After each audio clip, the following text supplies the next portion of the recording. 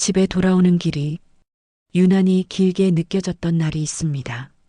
차는 평소처럼 달렸고 신호도 늘 보던 순서였는데 그날만큼은 집이 쉽게 나오지 않았습니다. 걸음이 느려진 것도 아니고 길이 바뀐 것도 아닌데 마음이 먼저 멈춰 서 있었습니다.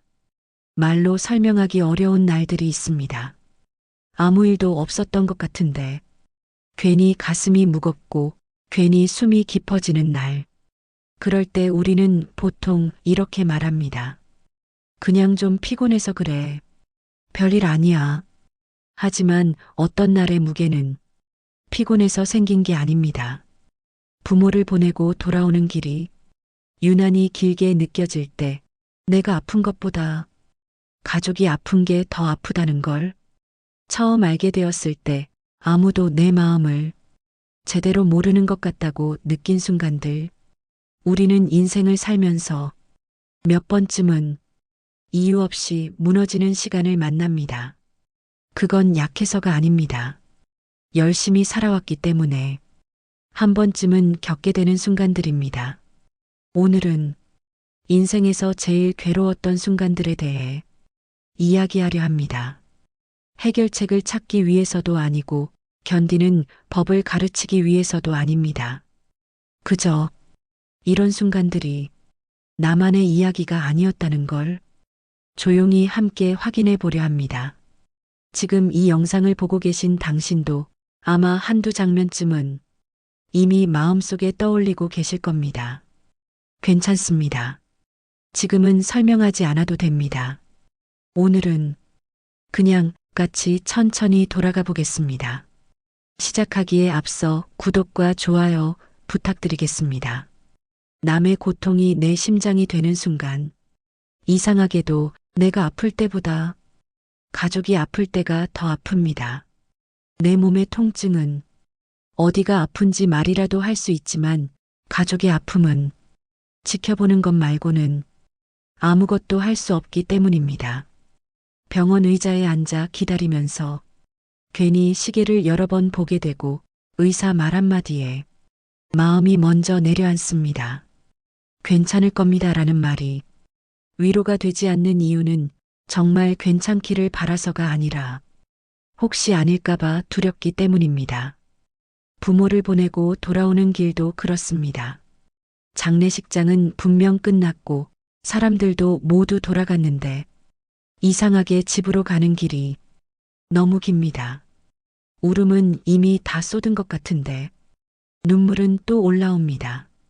참으려 하면 할수록 더 선명해집니다. 그때 처음 알게 됩니다. 슬픔은 눈물로 끝나는 게 아니라는 걸. 집에 도착해 문을 여는 순간 부모가 계시지 않다는 사실이 그제야 현실이 됩니다. 전화할 곳이 하나 줄었다는 것, 부를 이름이 하나 사라졌다는 것, 그게 이렇게 큰 빈자리가 될 줄은 그전에는 몰랐습니다. 이런 순간엔 사람들이 이런 말을 합니다. 시간이 지나면 괜찮아질 거야. 하지만 이 고통은 사라지는 게 아니라 형태만 바뀝니다. 문득문득 아무 준비도 없이 찾아와 가슴을 누르고 지나갑니다. 그럼에도 우리는 아무렇지 않은 얼굴로 다시 하루를 살아냅니다. 누군가를 대신 아파해 본 사람만이 알 수 있는 무게로 아무 말 없이 아무도 내 마음을 몰라주는 것 같을 때 어느 순간부터 말을 줄이게 됩니다. 설명해도 달라질 게 없다는 걸 이미 여러 번 겪었기 때문입니다. 내 마음을 말하면 너무 예민하다는 말이 돌아오고 아무 말도 하지 않으면 왜 아무 말도 안 하냐는 소리를 듣습니다. 그래서 결국 아무 말도 하지 않게 됩니다. 사람들 사이에 있는데도 혼자인 것 같은 순간이 이때부터 시작됩니다. 이건 외로움과는 조금 다릅니다. 외로움은 누군가를 그리워하는 감정이지만 이 감정은 기대하지 않게 되는 상태에 가깝습니다. 이 사람에게 말해도 어차피 이해받지 못하겠지. 그 생각이 들기 시작하면 관계는 이미 조금씩 멀어지고 있는 겁니다. 그리고 그 끝에는 배신이라는 이름의 순간이 조용히 기다리고 있습니다. 평생 믿었던 사람에게 등을 보이는 날은 대부분 아주 평범한 날입니다. 특별한 사건도 없고 큰 싸움도 없는데 그날 이후로 그 사람을 보는 눈이 달라집니다. 말 한마디, 행동 하나가 갑자기 다르게 보이기 시작합니다. 그때 깨닫습니다. 사람을 잃는 건 멀어지는 순간이 아니라 믿음이 무너지는 순간이라는 걸. 그 이후부터는 아무리 가까이 있어도 예전으로 돌아갈 수 없습니다. 상처보다 더 아픈 건 이런 생각입니다. 내가 사람을 잘못 본 걸까? 아니면 너무 믿은 걸까? 이 질문에는 정답이 없습니다. 다만 한 가지 분명한 건 그날 이후로 사람을 대하는 마음이 조금은 달라졌다는 사실입니다.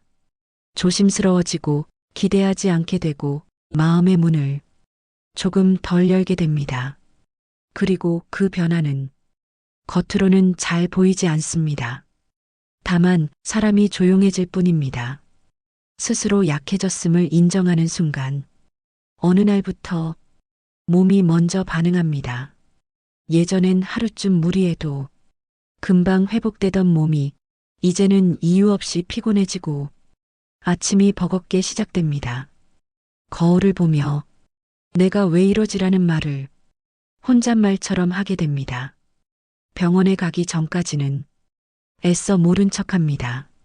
나이 탓이겠지. 잠을 못 자서 그래. 하지만 마음 한쪽에서는 이미 알고 있습니다. 예전 같지 않다는 걸. 이걸 받아들이는 게 생각보다 어렵습니다. 아픈 것보다 더 힘든 건 내가 약해졌다는 사실을 스스로 인정해야 하는 순간이기 때문입니다. 그리고 이때부터 도와달라는 말이 점점 어려워집니다. 예전엔 자연스럽게 하던 말이 이제는 입안에서 맴돕니다. 괜찮아. 내가 알아서 할게. 사실은 괜찮지 않고 사실은 도움이 필요한데도 그 말이 나오지 않습니다. 도와달라고 말하는 순간 내가 짐이 될 것 같고 누군가에게 부담을 주는 사람처럼 느껴지기 때문입니다. 그래서 아파도 참습니다. 힘들어도 혼자 해결하려 합니다. 이렇게 말없이 버티는 시간이 길어질수록 사람은 점점 자기 자신에게도 거짓말을 하게 됩니다. 아직 할 수 있어. 이 정도는 아무것도 아니야. 하지만 몸은 알고 있습니다. 마음도 알고 있습니다. 다만 인정하기 싫을 뿐입니다. 2단계의 고통은 소리도 없고 눈에 띄지도 않지만 오래 남습니다. 누구에게도 설명하기 어려운 대신 혼자 있을 때 더 크게 느껴집니다. 아무 말도 하고 싶지 않은 날이 계속될 때 어느 날부터 아무 말도 하고 싶지 않은 날이 하루가 아니라 며칠, 몇 주로 이어집니다. 누가 물어보면 괜찮아라고 대답은 하지만 그 말에 아무 감정도 실리지 않습니다. 슬프지도 않고 화도 나지 않습니다. 그저 비어있는 느낌입니다. 사람을 만나는 게 싫어서가 아니라 에너지가 없어서 피하게 됩니다. 말을 꺼내는 것 자체가 버거워지는 때입니다. 이 시기에는 위로도 부담이 됩니다. 힘내라는 말조차 받아들일 여력이 없습니다. 그래서 혼자 있는 시간이 점점 길어집니다.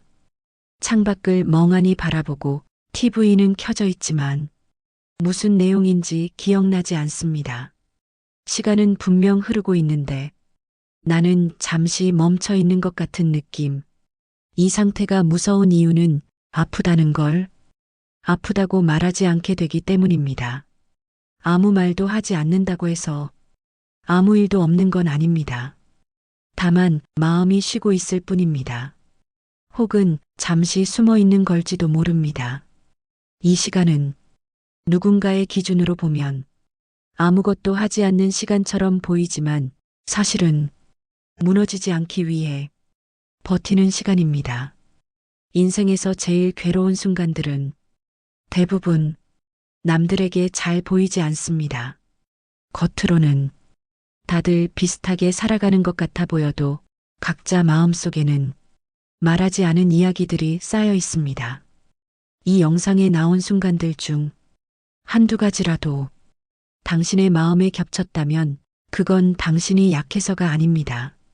그만큼 오래 성실하게 삶을 살아왔다는 증거일지도 모릅니다. 지금 이 시간에 당장 괜찮아질 필요는 없습니다. 정리되지 않아도 되고 결론이 나지 않아도 괜찮습니다.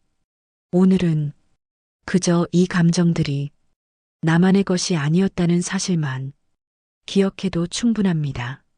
만약 이 이야기가 당신 마음 한켠에 잠시라도 자리를 내주었다면 그걸로 이미 의미는 다했습니다.